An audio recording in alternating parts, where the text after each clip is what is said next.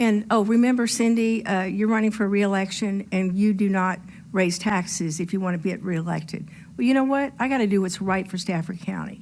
And the reason I'm asking for the 2 cents is to be able to provide us the buffer for some of the things that we need, because we cannot predict the future. I've been on the board a long time. Some people say too long, and I'm one of them, so I'm leaving the board after this year. I'm not sure how we got our citizens to believe that the sky is falling. This county is in very, very good financial shape. We have a AAA bond rating. This budget will almost just about fully fund our school system. People are saying, well, we don't have infrastructure. I don't know where people have been. For the last 15 years, we've done more infrastructure projects in this county than we did in the previous 50. New high schools, new roads, a new reservoir, the Rouse Swim Center, the list goes on, new parks. So I'm not sure how this panic of all of a sudden came about and people saying the sky is falling. It's not. We do not need a tax increase, and I will not support one. Thank you, Madam Chairman. Thank you, Mr. Snellings. Ms. Bohmke. I would just like to say that in addition to what Supervisor Snellings just mentioned regarding some of our projects, we've done a tremendous number of road projects. We're still doing more. We haven't received all the smart scale money from the state that we wanted to on every single project, but I don't think any jurisdiction in the state could say that they did get full funding. In addition to what Mr. Snellings mentioned, we've also put career fire and rescue at the Falmouth station, which is the busiest, which has been a volunteer station since it was created. We put fire services at Hartwood, which was always volunteer. And also, a couple years before that, we put them up at Widewater, where there aren't as many calls, but as Supervisor Cavalier mentioned back then, those people deserve to be represented as well. I remember that conversation very well. And now we're looking at Station 2. So we have done a great number of projects and continue to. So I, too, cannot support a tax increase.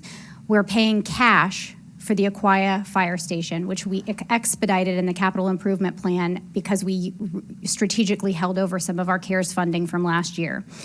We also are doing renovations in the Rock Hill Fire Station, which have been, we've actually taken ownership through Rescue 8 from Rock Hill Volunteer Fire, and we fully staffed that this year.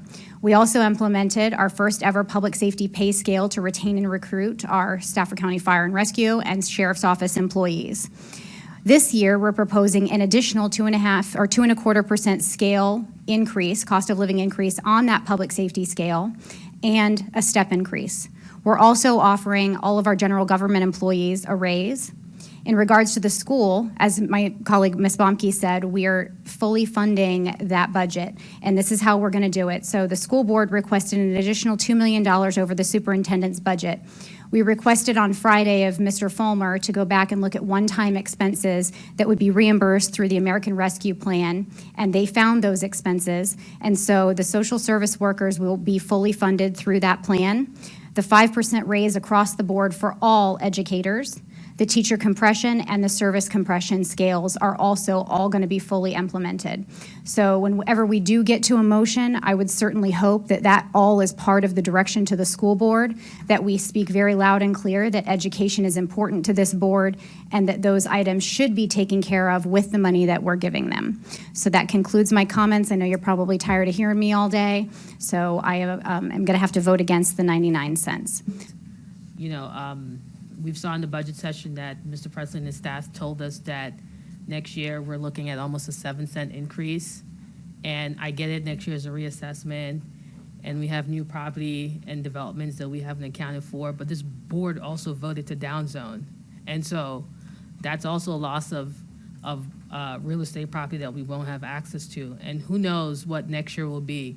We don't know what the financial landscape will be in terms of the assessed values or what interest rates will be. And like Ms. Shelton, the 2 cents would at least provide us with a little buffer to be able to meet the needs, because we can't keep we can't keep functioning as a county to only provide the bare minimum to our residents. I think at some point, we have to start being in the forefront so we're not always playing catch-up. You know, I'm not saying that it's the sentiment, but oftentimes I feel like we're robbing Peter to pay Paul, and at some point, we're gonna have to stop that. If not, we're gonna have to have massive increases to be able to start covering the basic needs.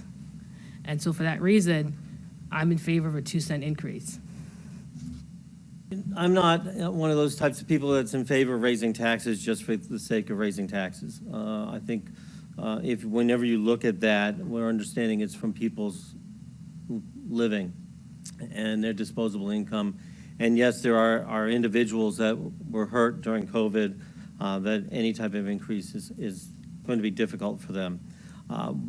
From my residents in my district, whether they are retired or government workers, whether they're in White Oak all the way over to England Run, anybody who grabs me, calls me, hits me, does anything, they all said the $1 rate was way too high, but then they almost, all of them said, however, we understand that we do have needs as a community, and that, and many of them used an analogy that was that if they knew they had to buy a car or a washing machine or a water heater next year, they either put money aside for that this year, or they paid down things so that next year their bills would be such that they could afford it.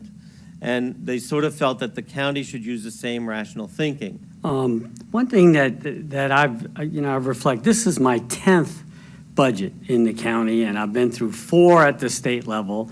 And in every single one of those budgets, there's a group of people out there, very vocal, who scream about how the sky is falling. I mean, we can't pay the teachers. I mean, we're not providing infrastructure. But I can tell you, you heard a bunch of the projects and different things that we've done. Again, I've been doing at this for 15 years. When I first got on the board, we didn't do transportation. That was the state's problem, and we just didn't do it. Well, we've changed that over this period of time. Another issue that kind of comes to my mind is we just all got COVID or relief checks, pandemic relief checks from the federal government, whatever they call them. Personally, I didn't need it, but I got one. But it seems to me at this point that the federal government is giving out money, and then we're going to turn around and take it for the state government. So a teacher, we're going to take their money away on their property taxes, but we're going to give it to them in a pay raise. But we're already giving it to them in a pay raise. So it would be for them a net loss. So I think that we're in good enough financial shape in a COVID environment that we're in, and hopefully we're coming out of it. But that I can't support taking money out of the pockets of the citizens in Stafford.